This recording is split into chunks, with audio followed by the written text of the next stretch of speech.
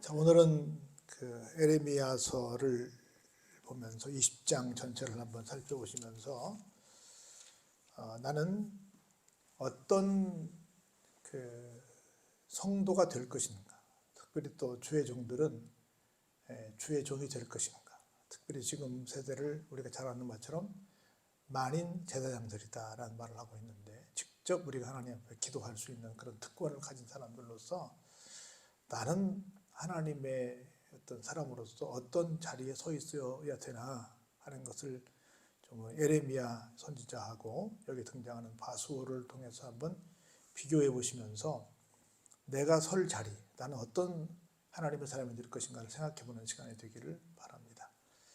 여기 20장 1절에 이렇게 시작합니다. 임멜의 아들 제사장 바스훌에 대한 얘기를 해요. 이 사람은 여호와의 성전의 총감독이었습니다. 그리고 에레미야의 이 일 예언함도 들었습니다. 그러니까 교회에서 지금으로 말하면 높은 지위를 갖고 있었던 사람이었고, 또 에레미야가 선지자로서 하는 이야기도 들었던 사람입니다. 그런데 볼까요? 이런 사람이 바수홀이 어떻게 했냐면 선지자 에레미야를 어떻게 합니까? 때립니다. 여기 때린다라고 하는 말은 어떤 그 사람의 어떤 인격을 모독하는 거죠. 때려서 아프게도 하지만 너 뭐야? 너 뭐하는 놈인데? 하고 이렇게 굉장히 그 사람을 비하하는 그런 아주 못된 행동을 가리킵니다. 그리고 여호와의 성전에 있는 베냐민 문 위층에 목에 씌우는 나무 고랑으로 채워서 구금도 시킵니다. 때리고 또 감금도 시키고, 다음 날 바스훌이 에레미야를 목에 씌우는 나무 고랑에서 풀어주게 됩니다. 그러니까 망신을 시키고 또 고초를 치르게 하고, 시간이 돼서 이제 자기 생각에 이 정도면 좀 말을 좀 듣는 고분고분한 사람이 되지 않을까라고 생각했는데 하여튼 풀어줍니다. 그러니까 에레미야가 밤새도록 얼마나 이제 그 고통 속에 있었겠어요. 생각을 많이 했는데 에레미야가 화가 많이 났습니다. 에레미야가 이 바스홀 성전의 총감독에게 이렇게 이야기를 합니다. 너는 네 이름이 지금 바스훌이지? 너는 지금부터는 네 이름을 바스훌이라고 하지 말고 마골 및 사빕이라고 해라. 이렇게 그 자리에서 밤새 장명을 했는지 이 바스홀 성전 총감독의 이름을 바꿉니다.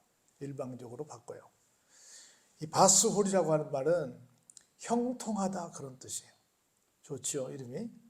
그러면 마골 및 사빕이라는 뜻은 뭘까요? 사방에서 밀려오는 두려움이라는 뜻이에요. 사방으로 두려움이라고 해석이 되어 있죠. 사방에서 몰려오는 두려움. 그러니까 생각해 보세요. 처음에 원래 바스홀의 이름의 뜻은 뭐라고요? 형통함인데, 형통함과 사방에서 밀려 들어오는 두려움과는 어때요? 아주 대조적이죠. 너는 형통한 인생을 살 것이 아니라 사방에서 밀려오는 두려움 쪽에 살 거야 라고 이야기를 했습니다.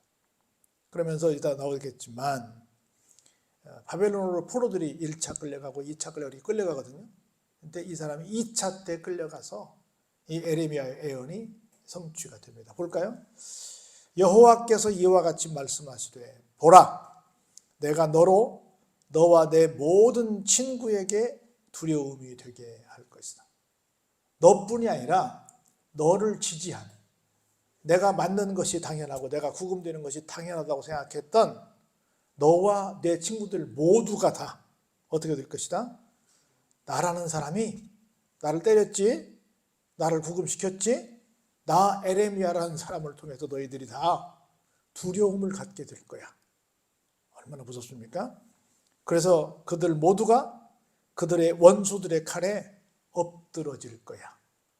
바벨론에 쳐들어왔을 때 바벨론의 칼날에 엎드러지게 될 거라는 겁니다. 그리고 너는 그것을 네 눈으로 보게 될 거야. 내가 온 유다를 바벨론 왕의 손에 넘기리니 그가 그들을 사로잡아 바벨론으로 옮겨 어떨 것이다? 칼로 죽일 것이다. 네가 나를 때려? 네가 나를 감금시켜? 너는 너와 너의 친구들과 더불어서 이런 일을 당하게 될 거야. 얼마나 무서워요? 내가 또 이 성읍의 모든 부와 그 모든 소득과 그 모든 귀중품과 유다 왕들의 모든 보물을 그 원수의 손에, 누구요? 쳐들어오는 바벨론에 넘겨줄 것이다.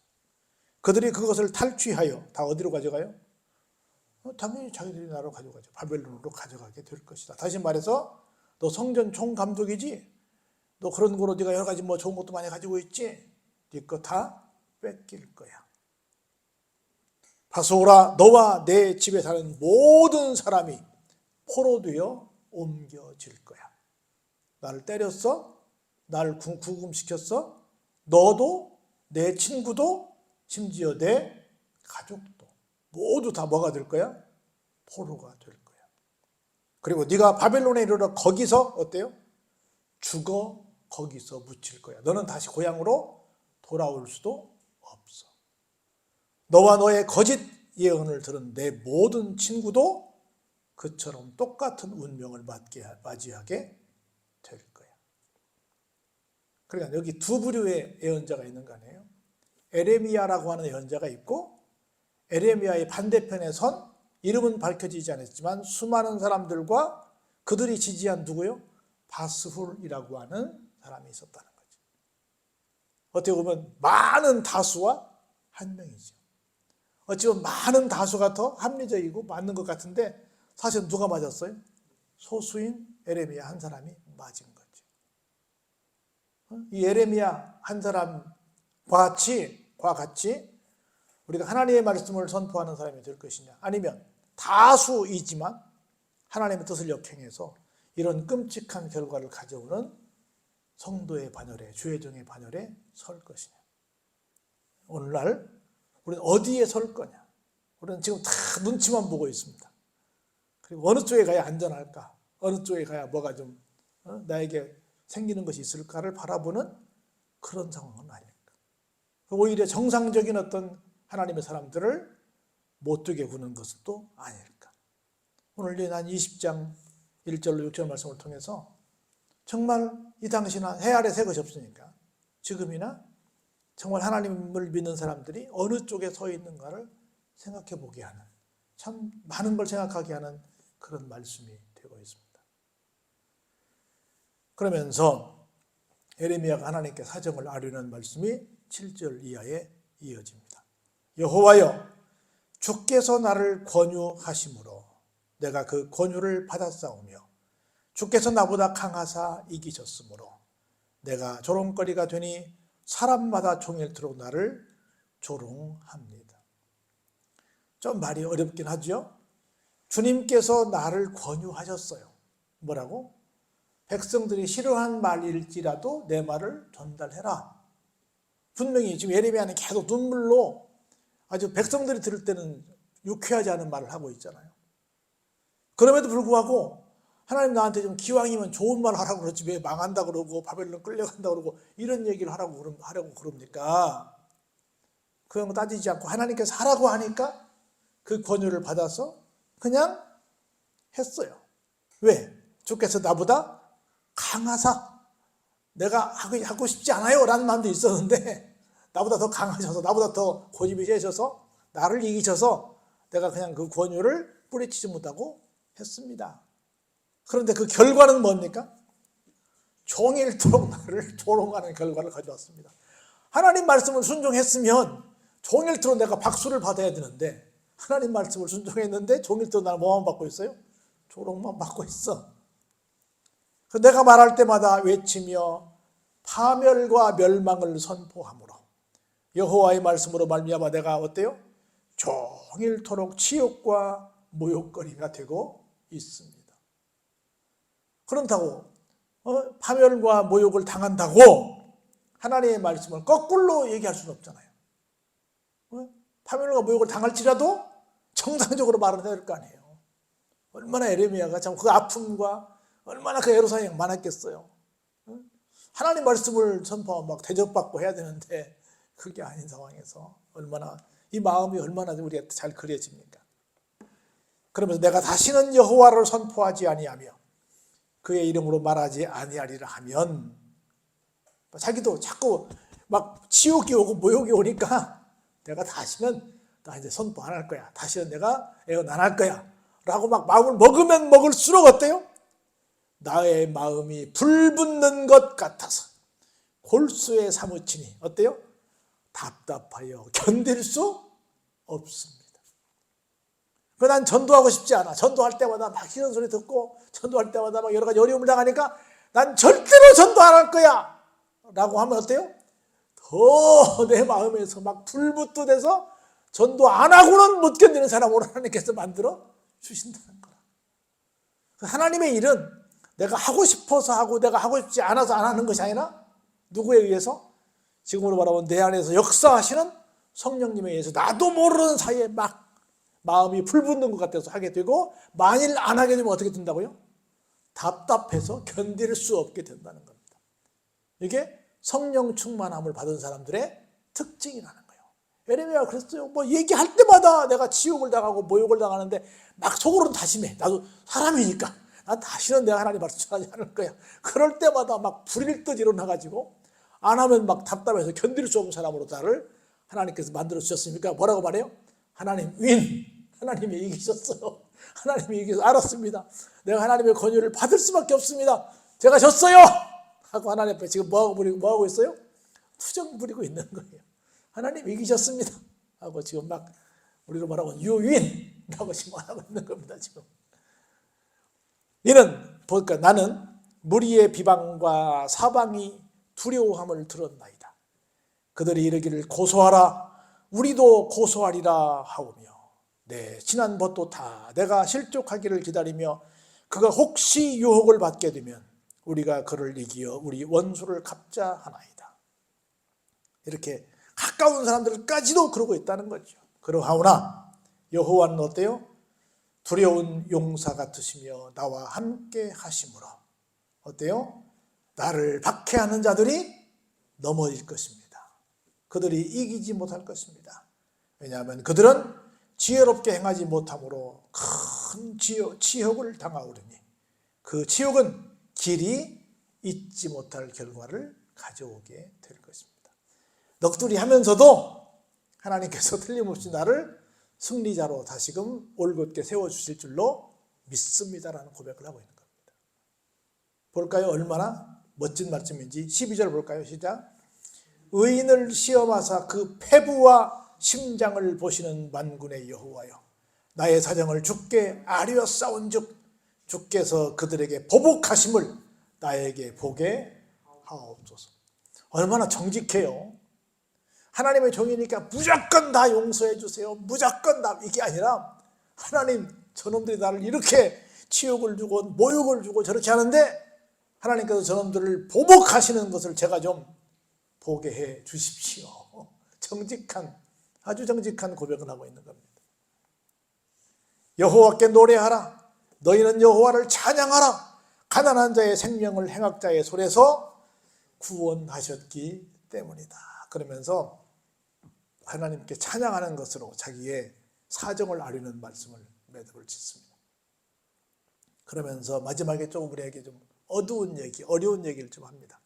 이건 에레미야에게만 해당되는 것이 아니라 하나님의 말씀을 바로 지키려고 나름대로 몸부림치면서 여러 가지로 부대끼는 모든 인생들을 향해서 똑같은 말을 합니다.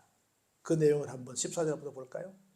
내 생일이 저주를 받았다고 한다면 나의 어머니가 나를 낳던 날이 복이 없었다면 나의 아버지에게 소식을 전하여 이르기를 당신이 등남하였다 하여 아버지를 즐겁게 하던 자가 저주를 받았다면 이게 무슨 얘기예요? 내가 저주를 받아서 내가 태어날 날 못 태어났더라면 차라리 죽었더라면 나의 어머니가 나를 낳던 날이 복된 날이 아니었지만 뭐요?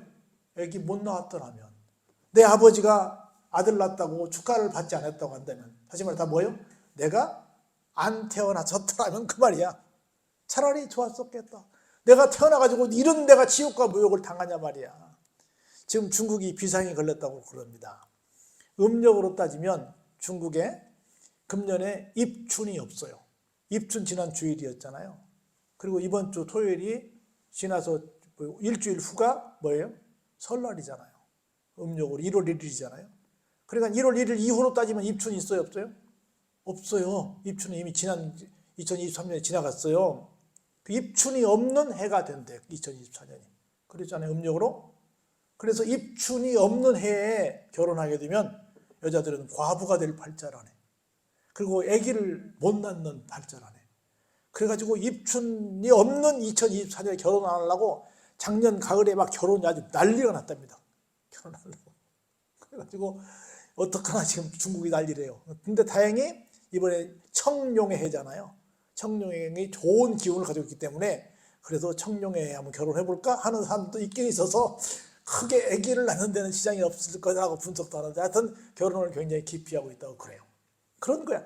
여기 지금 결혼하면 안 된다는 생각하는 것처럼 똑같은 얘기야. 내가 생일날 저주받았다면, 우리 엄마가 저주받았다면, 우리 아빠가 축하받지 못했다면, 다시 말해서 내가 태어난 일이 없었다면, 그 얘기 이렇게 어렵게 하고 있는 거예요. 그 사람은 여호와께서 무너뜨리시고 후회하지 아니하신 성읍같이 되었다면, 그가 아침에는 부르짖는 소리, 낮에는 떠드는 소리를 듣게 하였다면 참 좋을 뻔했겠다. 이는 그가 나를 태에서 죽이지 아니하셨으며 나의 어머니를 내 무덤이 되지 않게 하셨으며 그의 배가 부른 채로 항상 잊지 않게 하신 까닭이로다. 뭐예요? 항상 배부른 상태에 있는 것도 아니고 엄마의 뱃속에 무덤이 어떻게 돼? 얼마나 무서운 소리예요. 근데 나왔어요. 마지막에 볼까요? 18절에 어찌하여 내가 태에서 나와서 어떻게 살아요? 고생하고 슬프게 살고 이런 날을 부끄럽게 보내고 있는가 하면서 자기가 태어난 것은 세상에 저주할 것이 없어. 내 생일을 저주하는 사람이 있겠어요? 내가 바르게 살려고 그러니 너무 세상이 힘든 거야. 그래서 세상에 한탄을 하더라도 무슨 날을 한탄해요? 자기 생일을 한탄하고 있는 거야. 이게 우리 인생들도 그런 상황이 될 거라고 봅니다. 우리 왜 태어났니? 우리 그런 노래 부르는 사람도 있잖아요. 그렇게 얼마나 힘들었으면 이 오늘 20장 이 말씀 9절들이 에레미야가 정말 얼마나 힘든 주의 종의 길을 걸어갔는가를 보여주고 있잖아요. 그렇다고 힘들다고 해서 남들이 나를 치욕을 주고 모욕을 주고 때리고 나를 막 감금시키고 이런다고 해서 할 일을 안 할 수 있어요? 그래도 해야지. 그래도 성도로서 가야 될 길을 가야죠. 여러분 바스훌이 되겠습니까? 바스훌과 그의 추종자들처럼 그쪽에 서겠습니까? 아니면 에레미야 쪽에 서겠습니까? 오늘 이 시대에 우리에게 지금 그걸 묻고 있는 거예요. 너는 바스훌이 다시 말해 처음에는 평안이었다가 나중에는 사방에 두려움을 끌어오는 존재가 될 것이냐, 아니면 이렇게 좀 살면서 고달프지만 결국 하나님이 기뻐하시는 에레미야의 반열에 설 것이냐, 오늘 우리에게 묻고 있다고 생각이 듭니다. 우리 모두가 정말 하나님 보시기 합당한 그런 일꾼의 길에 서는 저와 여러분 되시길 주의 이름으로 축원합니다. 은혜가 풍성하신 아버지 하나님,